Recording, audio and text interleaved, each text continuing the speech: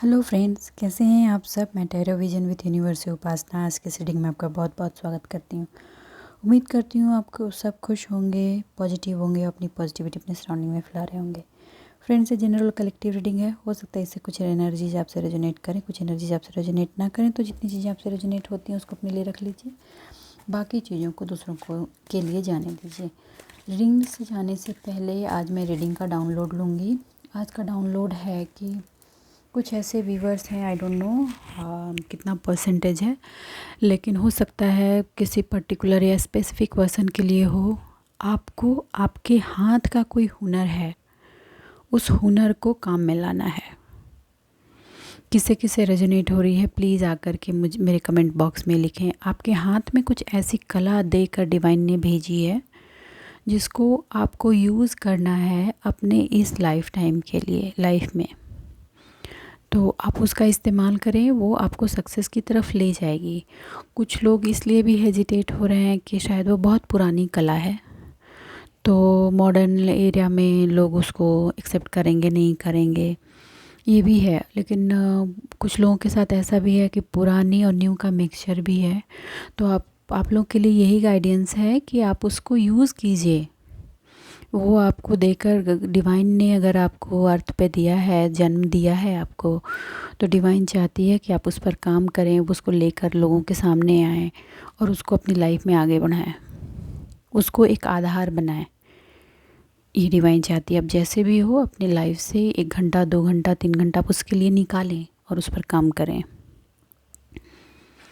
ठीक है, चलिए। तो अब क्रिएटिव है, ये जो भी काम है वो क्रिएटिविटी की तरफ है। कुछ लोगों के लिए ज्वेलरी पार्ट से भी रिलेटेड है, ज्वेलरी डिज़ाइनिंग या कोई पुराने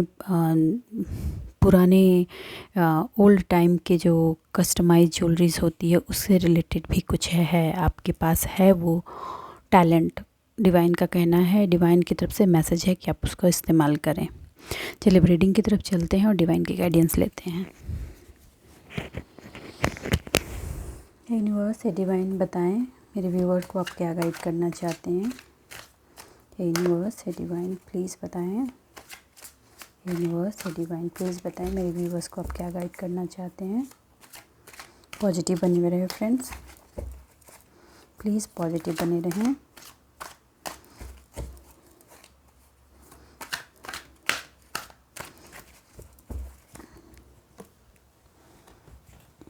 the moon, 7 of cups, okay,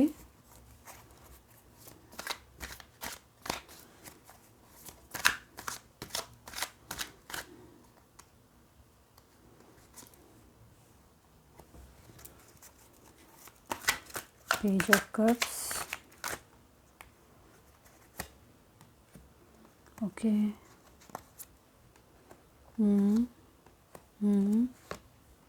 okay, the sun. चलिए, ग्रेट।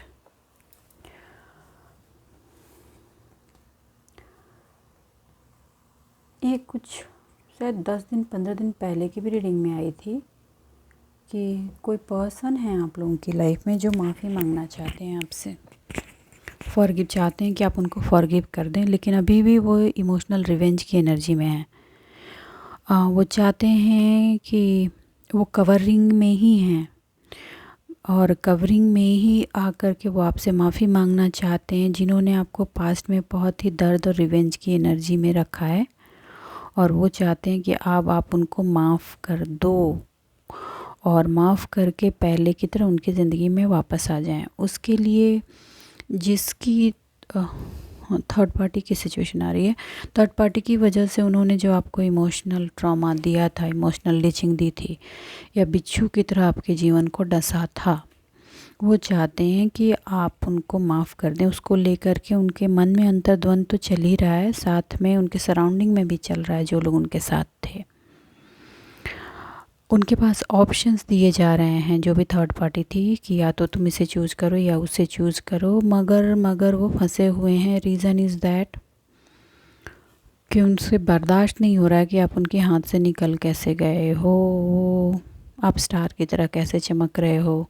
आपको तो उन्होंने ज़िंदगी में उल्टा लटका दिया था, आप सीधे कैसे हो गए। और सीधे ही नहीं हुए, आप अपनी अपॉर्चुनिटी को, अपने इमोशन को अपने तक कलेक्ट करके और जीवन को सक्सेस की राह पर कैसे ले जा रहे हो। ये एनर्जी जानी पहचानी सी है और वो आप तक पहुंचना चाहते हैं, मगर रिवेंज में है। फ्रेंड, जो भी जानना चाहते हैं, जिन तक भी ये लोग पहुंचे हैं, प्लीज़ कमेंट बॉक्स में आके देखें किनकी किनकी एनर्जी है। उनका ईगो अभी गया नहीं है, वो हर चीज़ ईगो से ही ड्राइव कर रहे हैं। स्नेह नहीं है इसमें, स्नेह नहीं है, सिर्फ स्वार्थ है। वो अपने फ्रस्ट्रेशन को सेटिस्फेक्शन में बदलना चाहते हैं कि how he and she left me kind of, आपको कंट्रोल करना चाहते हैं। तो डिवाइन का इस पार्ट पे तो कहना है कि अभी नो। और जिन लोगों ने 100% सरेंडर किया है, उनकी सिचुएशन ये है कि उन तक वो पहुंचना चाहते हैं, लेकिन डिवाइन उनको पहुंचने ही नहीं दे रहे हैं। ठीक है, रीज़न सभी भी रीज़न यही है कि उनको बहुत सारे ऑप्शंस दिए जा रहे हैं और उस ऑप्शन में बहुत सारी लालच भी है। और जो भी ये पर्सन है बहुत ही अपॉर्चुनिस्ट हैं। जहाँ पे उनको दिखता है कि अपना काम बन रहा है, बस वही देखना, शुरू से ही यही चीज़ है। वो रीएनालिसिस करना भी चाहते हैं, तो जो भी उनके सराउंडिंग में हैं लोग जो उनको वेल विशर होने का दावा करते हैं, वो उनको गलत गाइड कर रहे हैं। पास्ट में भी गलत गाइड किया है, लेकिन फिर भी वो इस बात को सोच रहे हैं। देखिए, मैं सिंपल सी बात बता दूँ, ये जो डिलेमा चल रहा है, जो भी पर्सन हैं आप लोग की लाइफ में, वो उनकी ट्रांसफॉर्मेशन चल रही है, तो उनको left right up and down से ठोका जा रहा है ताकि वो सही डायरेक्शन में आए। तो अभी आपको आते के साथ बिल्कुल हाय, मुझे पेन हो रहा है, मेरे आपका इमोशन छलकने ना लगे, तो प्लीज़ कंट्रोल दिस थिंग। क्योंकि जब तक वो अपने आप को प्योरीफाई नहीं कर लेते, आपके लिए फ्रूटफुल नहीं हैं, आपके लिए फिर वो जहरी रहेंगे। ठीक है, तो वो बिल्कुल वैसा ही है जैसे कि बच्चे को सुधारने के लिए माँ बाप छड़ी लगाते हैं, तो डिवाइन उनको छड़ी लगा रही है। हाँ, बता दूँ, उनको फाइनेंशियल लॉस होगा और वो ऐसे डिसीजन पास्ट में भी उन्होंने लिया है। आपने रोकने की कोशिश की थी, मगर वो माने नहीं, और आपने रोकने की कोशिश की थी तो आप और उनके दुश्मन की तरह बन गए हो। आगे भी कोशिश करोगे तो यही होगा। आपके लिए ये है कि आप ये कोशिश नहीं करेंगे, आप उनको उनकी हालात पे छोड़ देंगे और वो उनकी लाइफ में अगर सूरज चमकाना है, चांद तारे आने हैं, तो उनको खुद की ये ट्रांसफॉर्मेशन से उनको गुजरना ही होगा। फेथ आपको है, अपना फेथ आप बनाए रखें। देखिए, एंड ऑफ द थिंग चीज़ें सही ही होंगी, लेकिन उनको गिरना है। गिरना इसलिए है क्योंकि उन्होंने आपको गिराया है। और कर्मा का सिंपल सा सिद्धांत होता है, जो देते हो वो पाते हो। और आप बचाने के लिए भी जाओगे ना, तो कुछ होने जाना नहीं है। आप चाहोगे कि हाँ, इस सिचुएशन में सपोर्ट कर दूंगा या कर दूंगी, तो वो फिर मेरे सिचुएशन को समझेगा। नहीं नहीं नहीं, अगर आपने ये किया तो आपको कुछ हासिल नहीं होने वाला। अगर आप चाहते हैं कि वो लौट के आपकी ज़िंदगी में आए, तो बिल्कुल मूक दर्शक होकर तमाशा देखिए और आप अपना काम करते रहिए। आपने जो भी इंस्पिरेशन लिया है, जो भी सीखा है लाइफ से, उस पर काम कीजिए। आपके अंदर कोई हुनर है, उस पर काम कीजिए। अपने इमोशन के भंवर में नहीं फंसना है आपको। इमोशन का भंवर कंट्रोल रखिए। आप कर चुके हैं कंट्रोल, बीच बीच में वो उफान मारती है। ऐसे भी अमावस्या आ रही है, तो थोड़ी ये 5 दिन थोड़े ज़्यादा टाइट रहेंगे ही रहेंगे, कोई बात नहीं। बट आप काम करते जाइए, डिवाइन से हेल्प मांगिए, आपको हेल्प मिलेगी और चीज़ें थोड़ी कंट्रोल रहेंगी। ठीक है,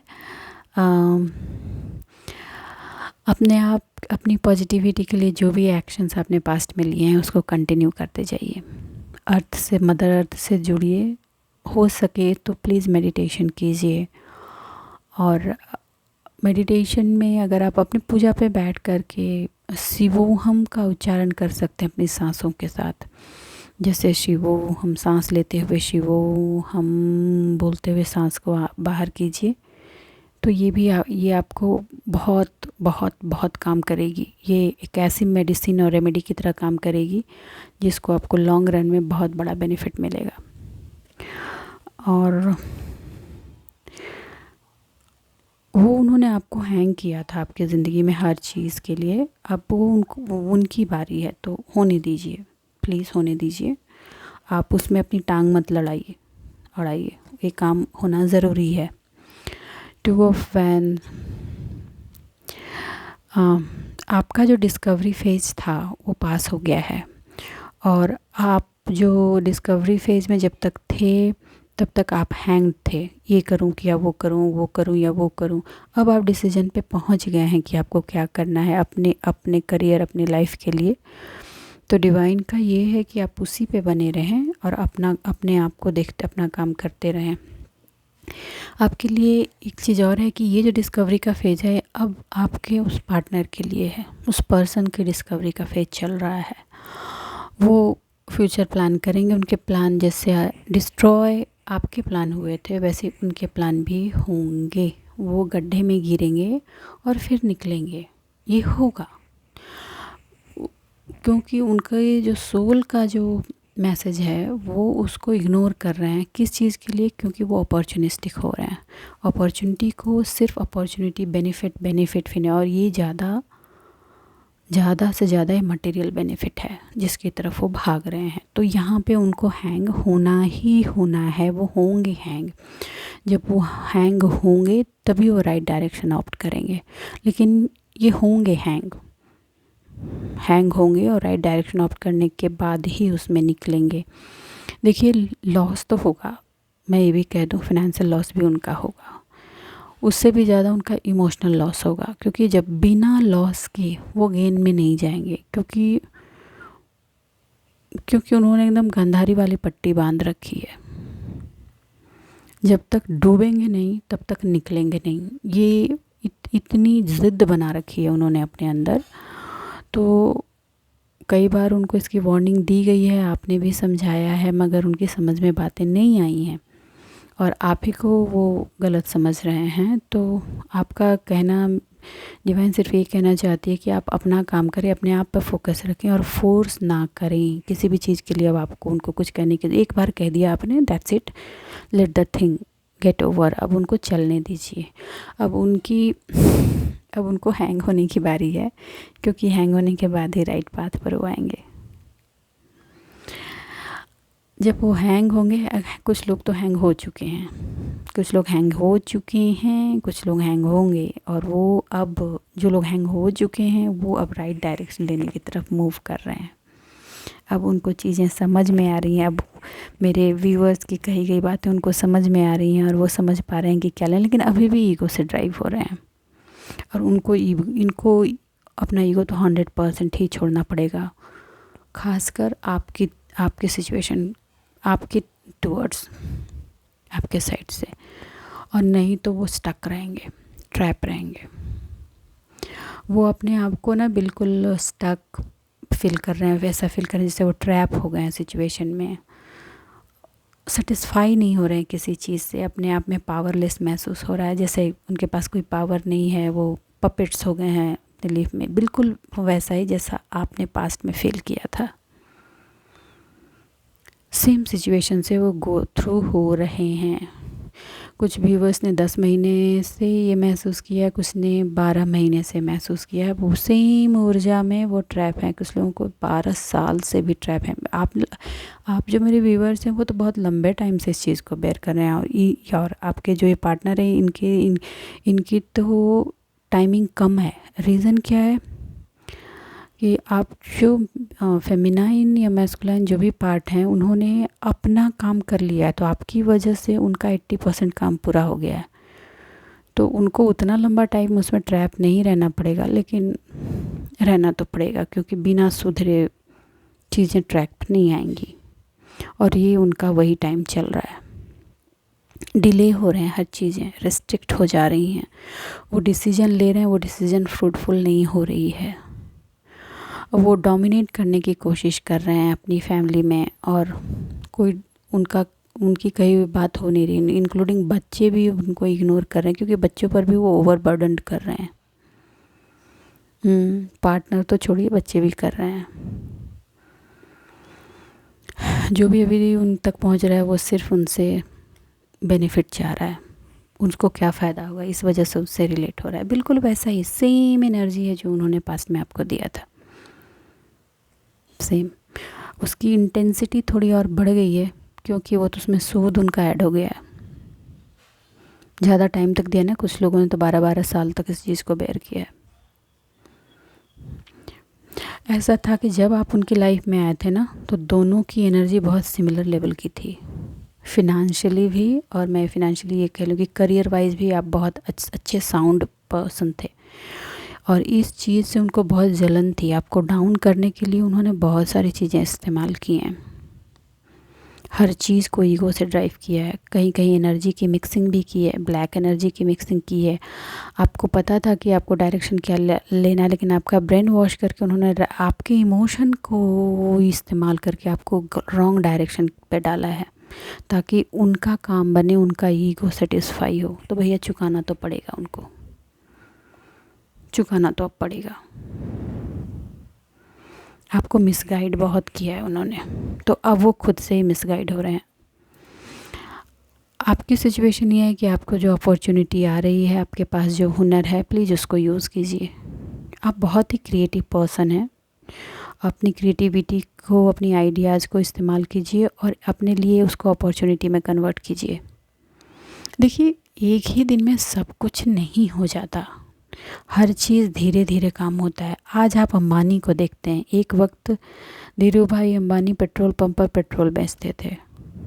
आप अंदाज़ा लगाइए, धीरे धीरे चीज़ें काम करती हैं, मगर आपको स्टेप अपना जिगरा उठा करके काम तो करना होगा। अपने इमेजिनेशन को फ्रूटफुल बनाइए, न्यू आइडियाज़ को इम्प्लीमेंट कीजिए। आपके जीवन में सनराइज़ है, ये भी उनको बहुत ही बेचैन कर रही है। आपके व्यक्तित्व में जो परिवर्तन हुआ है, वो परिवर्तन उनको डाइजेस्ट नहीं हो रहा है। उनको बिना डाइजेस्ट किए, बिना समझे, बिना उसको अंडरस्टैंड किए वो इस हैंगिंग वाली फेज से बाहर नहीं आएंगे। That is damn clear. उनको इस सिचुएशन को समझना ही होगा कि each individual is different. Divine हर किसी को उसके अपने पोटेंशियल के अकॉर्डिंग पैदा करती है। रिश्ते में ट्रैप करके आप किसी को बर्बाद नहीं कर सकते, ये तो उनको, या उसको डिमोरलाइज नहीं कर सकते, उसको इग्नोर नहीं कर सकते, क्योंकि आपका ईगो कुछ और कह रहा है, ये आप नहीं कर सकते। ये उनको समझना होगा और दिल से समझना होगा, ठीक है। आपको, आपके लिए कहा जा रहा है कि आपके अंदर का जो इनर चाइल्ड है उसको जगाइए और थोड़ा फन एंजॉयमेंट कीजिए, अपनी ज़िंदगी जियो आप, ठीक है। डिज़ायर आपके पास जो भी आसपास के रिसोर्सेज हैं उनको इस्तेमाल कीजिए, वो आपको हैप्पीनेस देंगे आपकी ज़िंदगी में।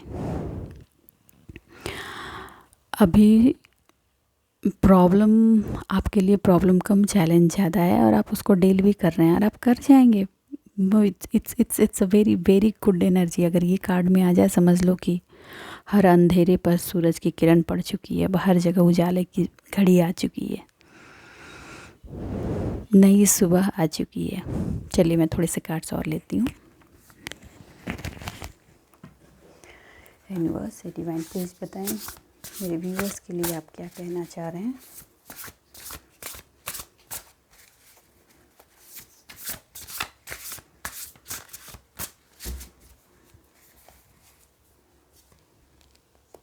जस्टिस लीजिए, 2 आ गया। Oh my God, oh my God. देखिए, आपने वॉक अवे किया है। वॉक अवे किया है मतलब कि भागे नहीं है, वॉक अवे किया है अपनी उस शैडो साइड से जिसने आपको गलत इमोशनल पार्ट पे ट्रैप कर रखा था, और आपने अपने अंदर के स्ट्रेंथ को आपने पॉपअप किया है। आपने उस रास्ते को जो चुना है, उस रास्ते ने आपके अंदर की जितनी सिकनेस थी उसको ख़त्म कर दिया है, ख़त्म कर दिया है। आप इतना समझिए, आप जीवन के एक फेज़ से ट्रैवल करके दूसरे फेज़ में आ चुके हैं। ये काम आपका हो गया है, यही काम आपके पार्टनर का बचा हुआ है। ठीक, तो अब ये उनकी घड़ी चल रही है और जस्टिस है, ये जस्टिस है जिसकी चाह आपके दिलो दिमाग, आपकी सोल ने दिन रात किया है। दिन रात मतलब दिन रात किया है। 8 महीने से तो कंटिन्यूअस ही कर रहे हैं, कंटिन्यूअस। और अब जो ये मंथ आ रहा है, ये मंथ पीक टाइम है, ये पीक टाइम है। इसकी रीडिंग मैं कल डालूँगी। देखिए, दसन इसमें भी था, दसन इसमें भी है। अब ये जो टाइम आ रहा है ना, वो ग्रेट सक्सेस का है। ठीक, एंजॉय कीजिए इसको। आपने जो चाहा था वो होने वाला है, आपने जो जस्टिस चाही थी वो मिलेगा। लेकिन हाँ, कंडीशन मत लगाइए। जस्टिस की कंडीशन सिर्फ यूनिवर्स डिसाइड करती है, उसको किस वे में जस्टिस करना है। ठीक है, वो जस्टिस अपने वे से करेंगे, जैसे आपको सही किया, क्योंकि आप over giver, over emotional part पे थे, तो आपको उससे निकालना ज़रूरी था। तो आपको उस लाइफ फेज से ट्रैवल करके इस लाइफ फेज तक लाना ज़रूरी था जहाँ आप स्ट्रेंथ में आए। तो वो over dominant, over controlling, over क्या बोलूँ, लालच की एनर्जी में, तो उनको भी निकालना ज़रूरी है। तो वही उनका टाइम चल रहा है। ठीक है, और उनको भी टाइम लगेगा, ऐसा नहीं है, उनको टाइम लगेगा। ऑलमोस्ट ईयर लग जाएगा फुल उस पार्ट से निकल कर कंप्लीट शाइन करने में। चीज़ें धीरे धीरे परिवर्तन में आती हैं और काम होंगी, काम होगा एकदम। लेकिन अब आपको जस्टिस दिखना शुरू हो जाएगा। कुछ लोगों को दिखने लगा है, जिनको दिखने लगा है प्लीज़ कमेंट बॉक्स में आके बताएं।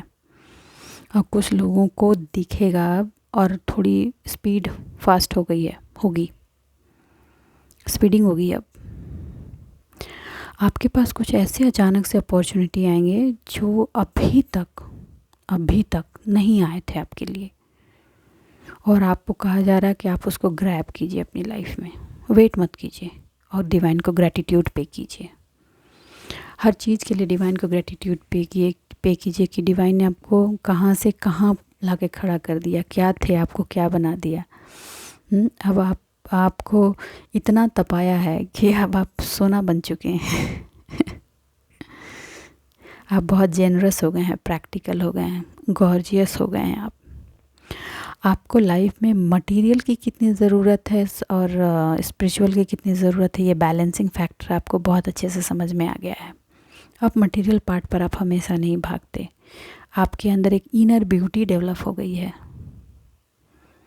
जो एक लवेबल फेमिनाइन की इनर ड्यूटी होती है। आप वन मैन पर्सन हो गए हो, जो अपने हाथ से हर चीज़ बिल्ड करते हो ब्यूटीफुली, बहुत स्नेह के साथ। आप प्रैक्टिकल बने रहें, जो प्रैक्टिकलिटी अपनी लाइफ में सीखा है वो बने रहें, ओवर इमोशनल ना हो और उसी के साथ आगे बढ़ें। अब आपको ये समझ में आ गया है कि प्यार लेन देन नहीं है, लव इज़ अ ब्यूटी, एक स्नेह है जो देना है। अटैचमेंट अगर ज़्यादा कर दिया तो प्रॉब्लम है, which is like wonderful. Okay, आपको जो भी अप्रोचेज आएंगे उसमें सिर्फ इतना एक वार्निंग है कि इमोशनल नहीं होना है, प्रैक्टिकल होकर डिसीजन लीजिए। तो बस आज के लिए इतना ही दोस्तों। उम्मीद करती हूँ मेरी रीडिंग से आपको गाइडेंस मिली होगी। अगर मेरी रीडिंग से आपको गाइडेंस मिली है तो प्लीज़ वीडियो को लाइक कीजिए, चैनल को सब्सक्राइब कीजिए और प्लीज़ कमेंट करें। आपके सारे कमेंट मैं पढ़ती हूँ। अगर मुझे उस वक्त कुछ लगता है कि मैं उस वक्त आपको टेक्स्ट कर दूँ तो मैं उस वक्त भी करती हूँ, अदरवाइज़ मैं आपके प्रॉब्लम्स को नेक्स्ट रीडिंग में भी लेने की कोशिश करती हूँ। ठीक है फ्रेंड्स, तो चलिए मिलते हैं अगली रीडिंग में। तब तक के लिए बाय बाय, खुश रहिए, आबाद रहिए।